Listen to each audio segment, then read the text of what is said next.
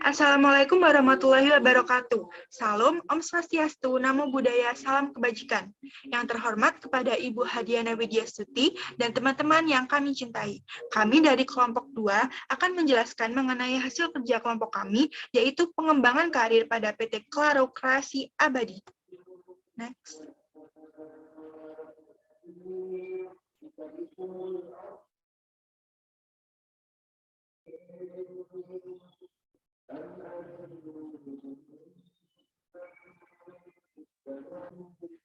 Sebelumnya, perkenalkan anggota kelompok kami ada Anissa Saharani, Hikmatul Baligoh, Akmal Jamhari, Mutiara Suci, Sheila Nurhaliza, dan saya sendiri, Marsyanda Safira.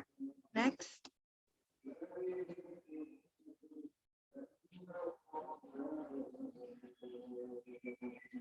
Nah, sekarang kita akan membahas mengenai PT Claro Kreasi Abadi.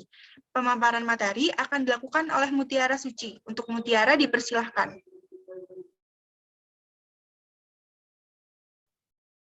Baik, terima kasih kepada moderator. Saya akan melanjutkan tentang penjabaran mengenai PT Claro Kreasi Abadi yang telah kami wawancarai. Jadi, PT Claro Kreasi Abadi ini merupakan salah satu anak dari perusahaan PT Bumi Raya Internusa yang berdiri sejak tahun 2005, yang bergerak dalam bidang jasa facility service yang berbasis pada kekuatan manajemen yang berkualitas dan profesional, untuk memberikan layanan terpadu dan terbaik secara efektif dan efisien serta mampu memberikan nilai tambah terhadap properti maupun jasa pendukung yang dikelola. Untuk hasil wawancara, saya kembalikan kepada moderator. Baik, terima kasih Mutiara. Hasil wawancara berupa early and middle stage akan dipaparkan oleh Sheila Nurhaliza dan Akmal Jamhari. Untuk Sheila, dipersilahkan. Baik, terima kasih kepada moderator atas kesempatannya.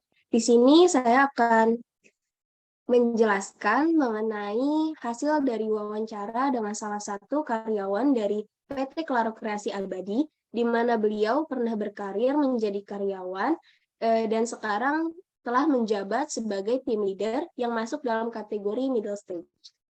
Yang pertama itu ada pengembangan karir. Proses pengembangan karir dari pegawai ke tim leader yang diikuti oleh beliau, yaitu ketika masih menjadi staf biasa, ia mengikuti kaderisasi, dan setelah lolos, beliau pun menjadi tim leader. Yang kedua, yaitu ada proses pelatihan yang diikuti. Sebelum menjadi tim leader, beliau mengikuti beberapa pelatihan seperti tes tulis, tes fisik, tes praktik tentang materi. Jadi selain pengembangan karir menjadi tim leader, ada beberapa tahap yang harus diikuti. Yang ketiga yaitu ada pengembangan SDM yang dilaksanakan setiap tahun. Caranya bisa dengan mencalonkan diri atau bisa juga dicalonkan oleh atasan. Materi selanjutnya akan dijelaskan oleh Akmal Jamhari. Kepada Akmal Jamhari, saya persilakan.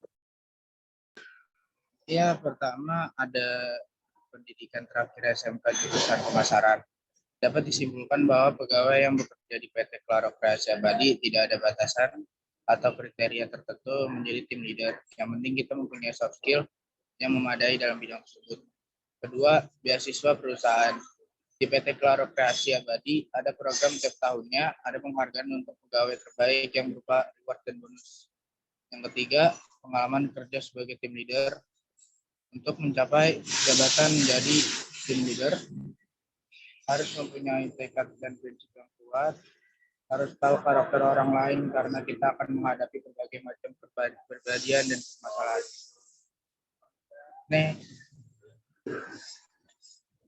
Yang keempat ada demosi dan lain-lain. Atasan melakukan penilaian, jika memang kinerjanya bagus akan mendapat promosi dan akan langsung mendapatkan era kembali. Tidak dilakukan pemutusan kontrak kerja. Ia juga melakukan demosi sebagai pegawai dan kinerjanya yang kurang dengan mengeluarkan surat peringatan. Kelima, pelatihan awal masuk perusahaan. Sebelum menjabat menjadi TL, ia sempat menjadi servis operator. Di situ ia belajar mengenai pengenalan alat, SOP, teori, praktek. Yang keenam, tips supaya mendapat promosi kerja. Pertama, senyum, sapa, salam, dan sopan santun. Yang kedua, memberikan kinerja terbaik. Ketiga, 3, skill yang mumpuni pada bidang tersebut. 4, memiliki attitude yang baik. 5, absensi atau kedisiplinan dalam bekerja. Ya, saya kembalikan kepada moderator. Baik, Akmal, terima kasih. Selanjutnya kita masuk ke final stage yang akan dipaparkan oleh Hikmatul Baligo. Untuk Hikmatul, silahkan. Terima kasih moderator.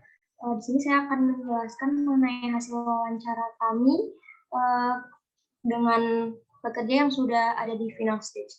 Yang pertama yaitu tujuan dan cara memperoleh karirnya. Cara memperoleh karir butuh waktu yang cukup lama, dibutuhkan juga konsistensi terhadap pekerjaan yang dijalankan, karena atasan juga pasti melihat bagaimana kinerja setiap karyawannya. Untuk tujuan karir seperti komitmen, disiplin, dan loyalitas dibutuhkan dalam menjalani pekerjaan ini. Yang selanjutnya itu jenjang karir yang pernah dijalani. Beliau pertama bekerja dari karyawan biasa. Yang selanjutnya, pendidikan dan juga pelatihan yang pernah dijalani. Beliau adalah lulusan S1 Manajemen Bisnis. Banyak pelatihan yang diikuti, pelatihan itu pasti yang berhubungan dengan pekerjaan dan menambah kompetensi. Selanjutnya, pengalaman kerja yang pernah dilewati seperti promosi atau demosi atau hal lainnya. Sempat dipromosikan ketika mau menjadi direktur, beliau juga pernah melakukan resign dari tempat kerja sebelumnya.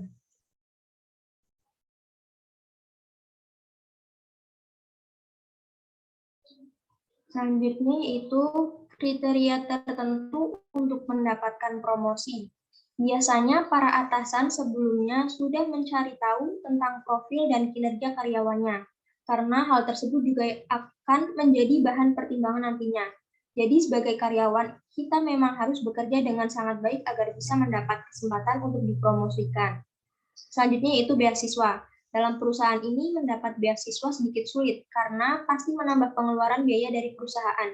Jika ada, biasanya diberikan kepada karyawan yang benar-benar bagus dan berprestasi di setiap bulannya dengan memberikan bonus dan reward. Yang terakhir yaitu pengalaman kerja yang didapatkan selama bekerja di PT Claro Kreasi Abadi. Banyak yang bisa didapat terutama soft skill, seperti bagaimana sikap ketika menghadapi bawahan, masalah, dan berinteraksi dengan banyak orang. Untuk materi selanjutnya saya serahkan ke moderator. Baik, terima kasih Hikmatul. Selanjutnya, kita akan masuk ke kesimpulan yang akan dipaparkan oleh Anissa Saharani. Untuk Anissa, dipersilahkan. Baik, terima kasih kepada moderator. Saya izin mengambil alih. Maka kesimpulan yang kami dapatkan dari hasil wawancara kami kemarin, yang pertama, setiap karyawan harus memiliki soft skill dan hard skill yang baik. Mengingat setiap posisi atau jabatan yang kita duduki gitu pasti memerlukan hal tersebut. Yang kedua yaitu konsisten, di mana seperti salah satu narasumber kami tadi, ia berhasil mencapai suatu stage yaitu final stage karena kekonsistenannya yaitu. Yang ketiga mau belajar. Nah, hal ini juga dapat kita ambil dari narasumber kami, di mana ia terus belajar dengan cara mengikuti pelatihan-pelatihan yang tentunya menunjang dia untuk melakukan pekerjaannya. Kemudian loyalitas, di mana tidak ada hambatan atau batasan dalam melakukan pekerjaan. Semua dilakukan berdasarkan semua kemampuan yang ia miliki. Yang kelima, tidak mudah puas. Nah, yang terakhir ini menjadi salah satu yang paling penting, karena kita tidak boleh merasa cukup atau puas di salah satu stage, maka kita harus terus mengupgrade diri agar bisa lanjut ke stage-stage berikutnya. Terima kasih, saya kembalikan kepada moderator. Baik, terima kasih kepada teman-teman yang telah memaparkan materi dengan sangat baik. Selanjutnya adalah sesi tanya-jawab. Bagi yang ingin bertanya, silakan mengaktifkan fitur raise hand dan menuliskan pertanyaannya di kolom chat. Baik, saya akan mengakhiri presentasi dari kelompok kami. Jika ada kurang, mohon maaf. Wassalamualaikum warahmatullahi wabarakatuh.